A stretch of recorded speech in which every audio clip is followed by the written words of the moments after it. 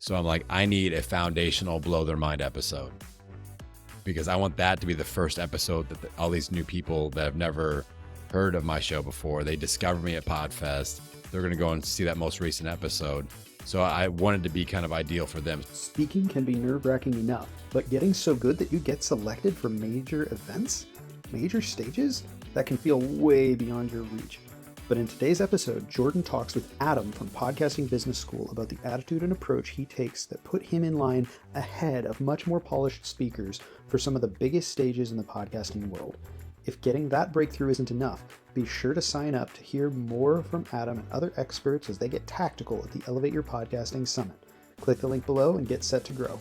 Have you ever done an in-person meetup, or have you met listeners in person? Yeah.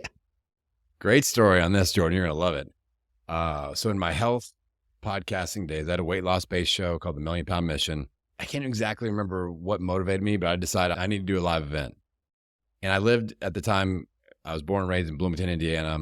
You know, it would make a lot of sense to do an event in my hometown, wouldn't it? Like, let's do my first one in my hometown where I could at least get a few ringers in the audience and fill a few seats.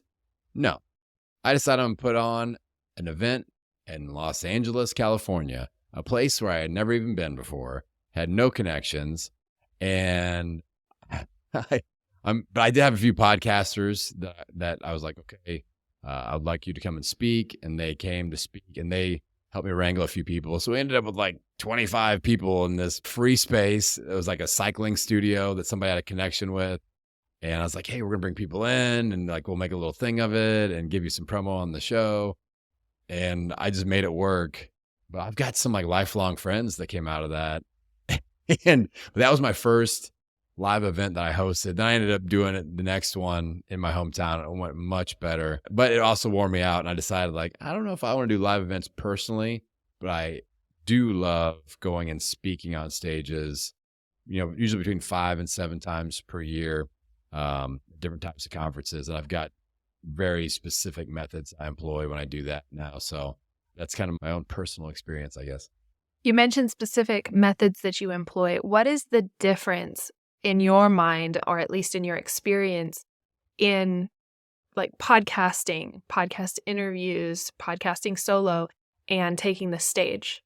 Well, for me, I know I have a unique advantage with my energy level and my willingness to give and just go as hard as I can and serve in person. And again, it goes back to those first 3 years of really just Cricketville, like nobody, and it annoyed me. And it really fired me up. And I've always remembered that. Like, remember when nobody is listening, how fired up you were to talk to anybody. So when people are listening, when you do have that 1,000 true fans or more, same energy.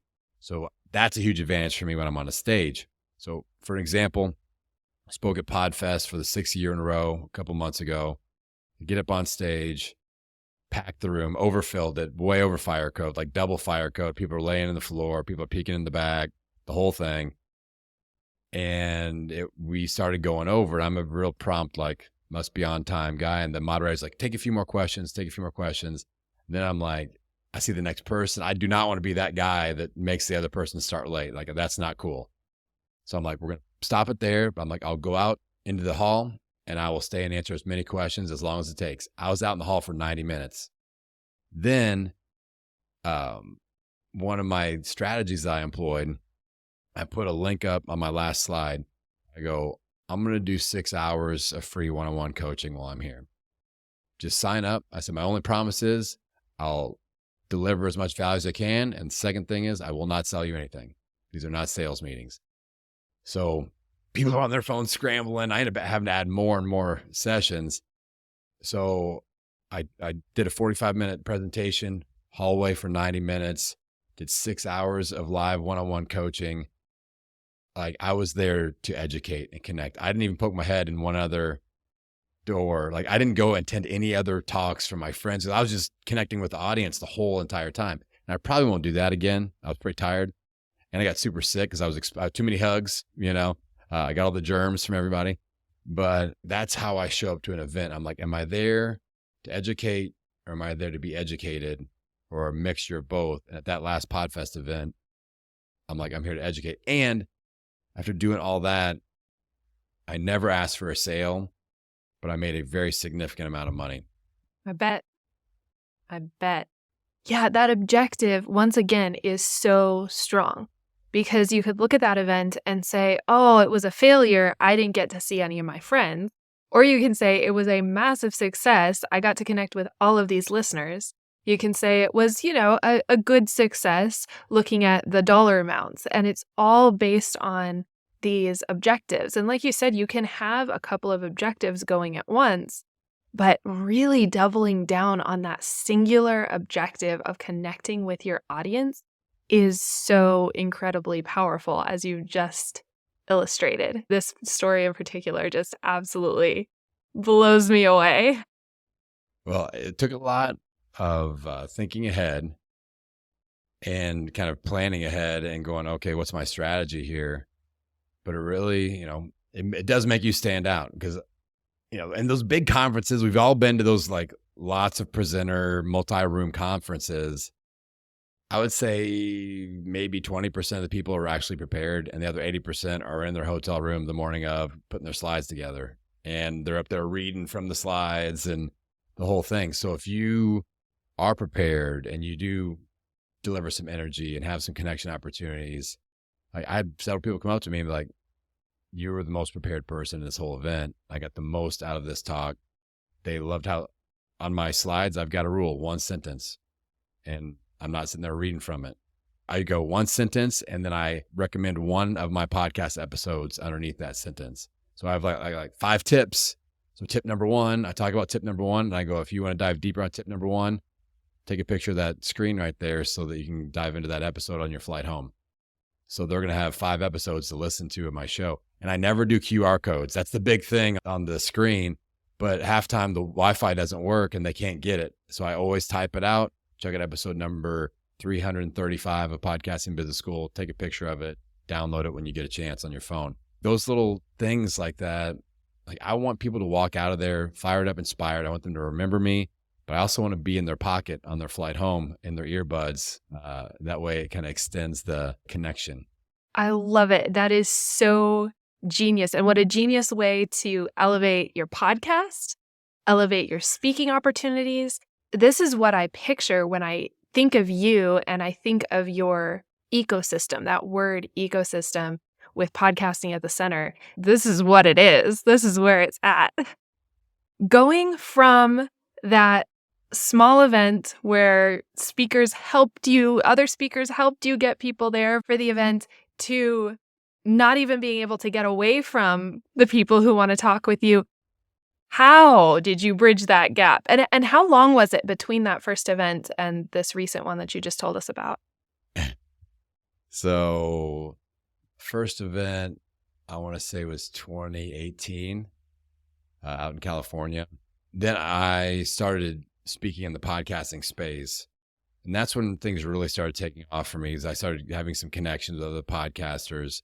I was actually speaking at an event in California that my friend recommended me for. He's like, hey, you need to have this guy on stage. I over-prepared. It was a cool event where they had podcasters. It was like The Voice. And then they had people that wanted to be guests on podcasts. And they would pitch and we would turn around in our chair if we wanted to have them on the show. So it's kind of interesting. And so I got like a little introduction thing there, and somebody in the audience, I got Chris Kremitzos, saw me, and he is the CEO of Podfest, like the 2 largest podcast events that exist. So Chris saw me, he goes, hey, I'd love to have you come and speak on the Podfest stage. So he liked my energy. From there, Podfest 6 years in a row, every single year, I got better and better, more experience. I started to make a name for myself. My own brand was growing. And so more and more people started to show up. The first year, I got that time slot that was like Saturday morning at 8 a.m. Friday night's the night that everybody goes to do karaoke at the bar. And Saturday morning, 8 a.m. is not a great time. But then I kind of over-deliver. A few people report back to Chris, hey, this guy did really good. You should give him a better slot next year. So now I get a couple hours in after lunch before the closing thing. Like that's a great spot for me. And that's where they usually put me. It's been an evolution since that first event of about 6-7 years of just kind of honing my craft and figuring out what worked. The first year I spoke at PodFest, this is a huge mistake that I always talk to people about, is I did well and I had a line of people to take pictures and shake hands. And I had a lot of people going, how do we work together? How do I hire you? And I didn't have any offers. And I'm like, okay, lesson learned. I put a bunch of money on the table here. Got to be ready next year. So then the year after that is when I started doing like the episode recommendations. I'm like, this makes a lot of sense to give them an episode to listen to. These are podcasters, podcast listeners. Let's extend the experience. And then this past year was the first time I really went all in on let's book live coaching. Let's connect it with as many people as possible. And then I've got 2 more events booked this year. I'm going to modify it and have a limited amount of one-on-one sessions. Then I'm going to have some small group and do one large group. That way I can handle a higher volume of people and not wear myself out quite as much.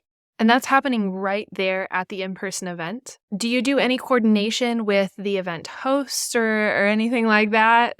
No. Like with PodFest, I knew they always have a networking area.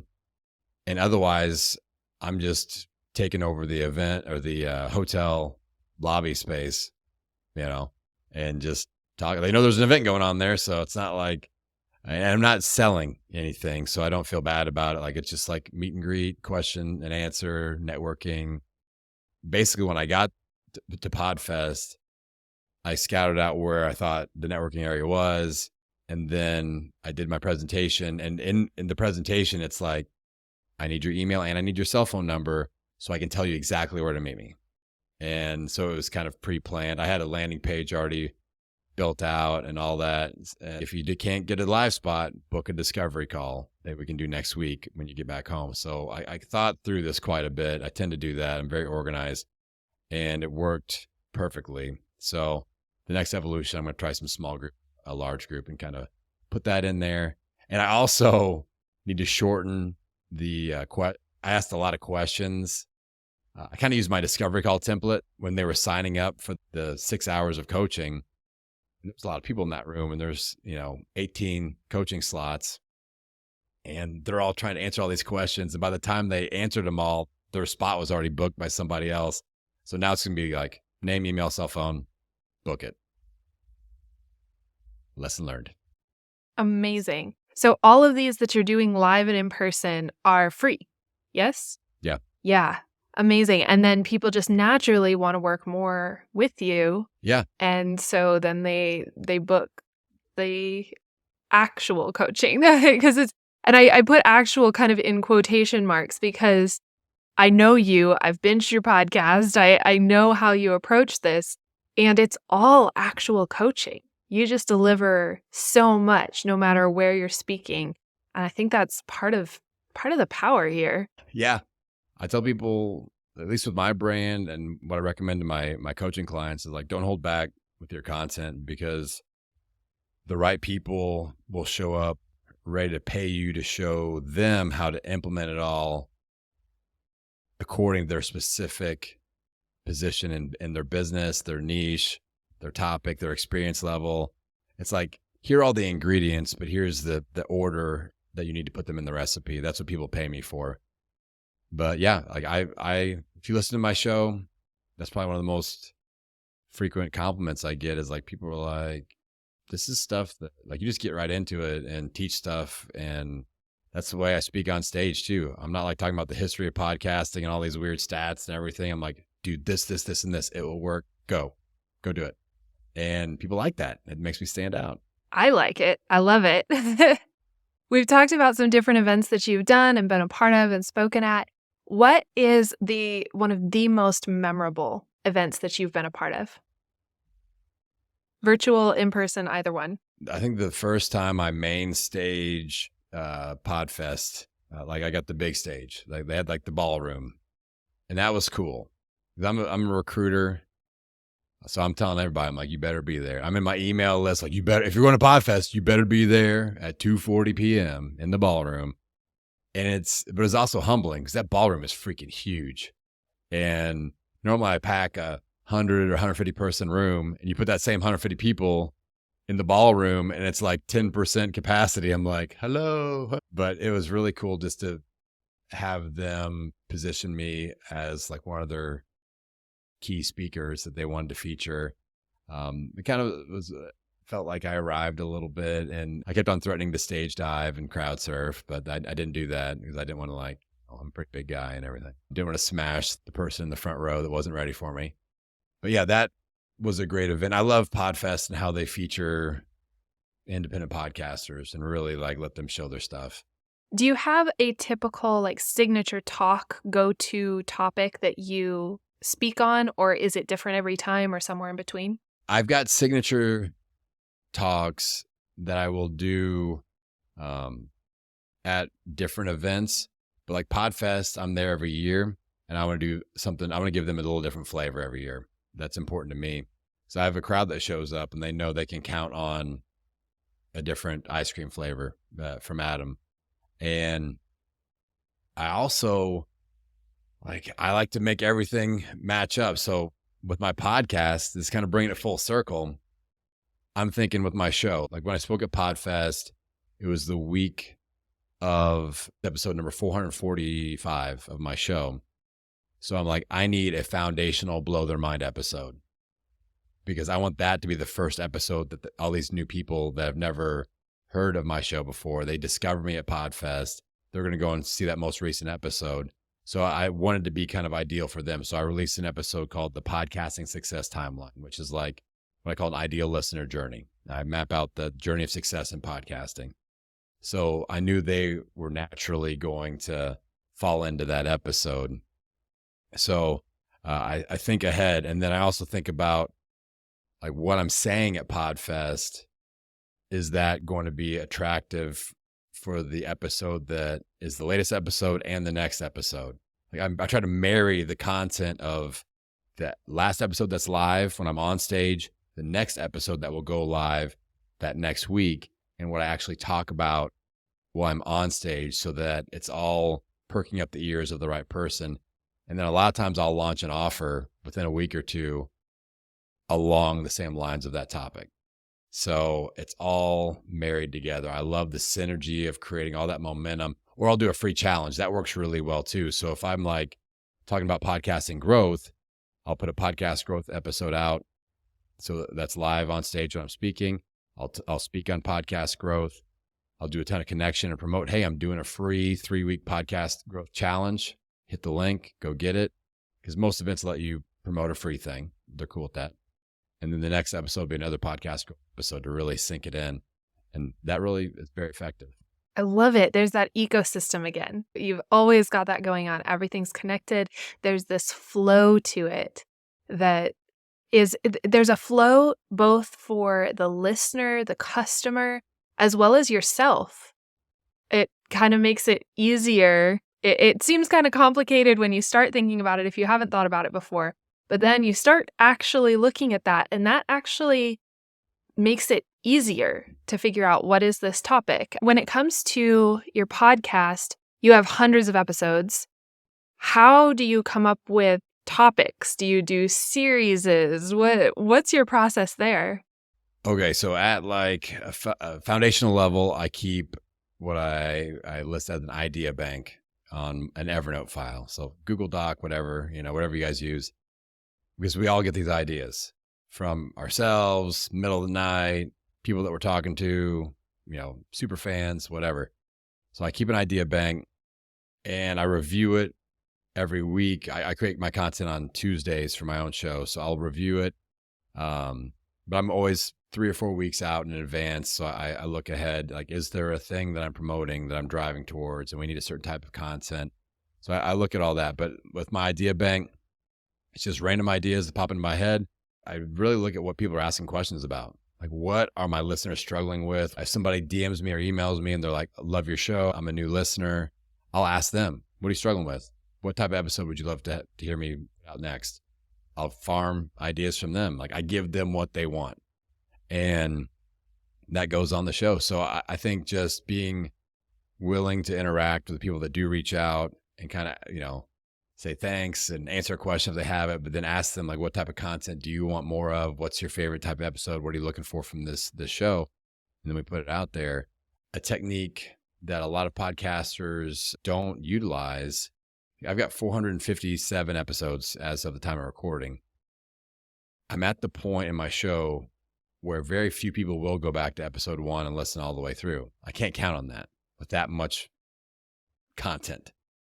So I've got 10 to 15 core topics that are needle movers in podcast growth, monetization, audience engagement that I have to cover every year.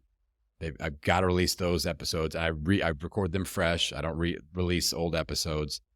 Like podcast SEO, like naming, SEO, all that. Got to talk about it every year, 100%. Podcast growth strategies like paid advertising on Overcast FM. Got to talk about it every year. Not enough people know about that. It's a great needle mover. Got to talk about it. So as independent podcasters, especially if you're doing solo episodes, what are those 10-ish foundational topics that you've got to cover every single year? 10 weeks right there. Good to go. A lot of people do, an interview one week and a solo episode the next week. So 26 interviews, 26 solos. You should be repeating 10 to 15 of those solo topics. So then you only got like 10 or 11 more to figure out, and you're asking your audience what they want. And then you go find 26 people to interview, and your content's booked out for the year, and you're good to go. You're so audience centric. You mentioned that these 10 topics that you talk about every year, these are the needle movers. These are what's actually going to help your audience. Yep. Do you look at other things as well, like top performers or episodes that didn't perform that well that maybe you want to try again? Do you do any of that? Yeah, for sure. Like you definitely review those, like the 30-day mark, 6-month mark, 1-year mark, That's the nice thing about podcast hosts these days. Like I use Libsyn, but there's a lot of good ones out there. And you can kind of search by different parameters and see what the different stats look like and go, oh, wow, that title, that word, when I use that word, the episode does double the amount of downloads or whatever. So yeah, I definitely use that to kind of farm ideas for content or to kind of make a note in my idea bank, like, hey, use this term, use this topic more often. It's a real winner. Beautiful. You have provided so much value, so many amazing ideas in this episode, as well as in the summit interview that we also did today. And if there was just one thing that you want listeners to remember from our entire conversation here, what is that one thing? Okay, I'm going to flip it back a little bit to your audience. So we produced a lot of ideas here today. One of the greatest mistakes a podcast listener can make is not taking action on any of it. A lot of podcast consumers, in their mind, the action step is consuming, but it needs to be taking action. That's the action step. So you just consumed a whole bunch of content. I guarantee you had an idea. So here's my challenge. I put this out every time I speak on someone else's show. I do it when I speak on stages. So I call it my implementation alarm challenge. So most of you are listening to this on your phone. Go to the alarm in your phone and set it for 24 hours. And if you had an idea from anything that we talked about today, you don't have to complete the whole idea, but initiate action towards that idea before the alarm goes off. So if you're like, I need to listen to Adam's show, or I need to look at doing a community style episode, or I want to investigate coaching style episodes, start that process before the alarm goes off. And either way, that alarm's going to go off in 24 hours and you'll at least remember me one more time. Be like, Adam, that's my guy. Got me. Amazing. We will leave it at that. Where can people go to find you online? My website is www.podcastingbusiness.school. So it's a .school URL. Podcasting Business School on Instagram, and Podcasting Business School is my podcast that you can listen to anywhere. Enjoy audio. It's a good one. Thank you so much for being on. I super appreciate it. Thank you, Jordan.